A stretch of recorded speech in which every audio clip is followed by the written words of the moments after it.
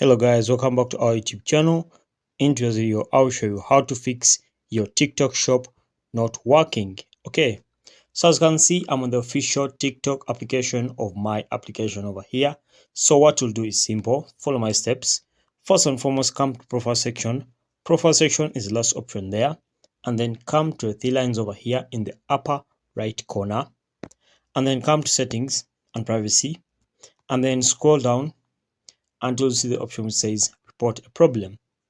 So when you see that option which says report a problem, tap in it as I've tapped in it and then wait for it to load up a bit.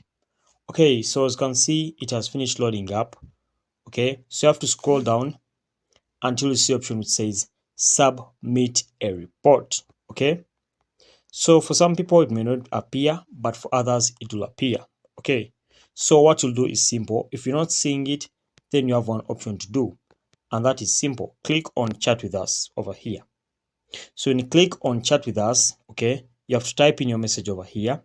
Okay, and then what is the problem you're facing? Okay, as you see, our problem is I can't access my TikTok shop.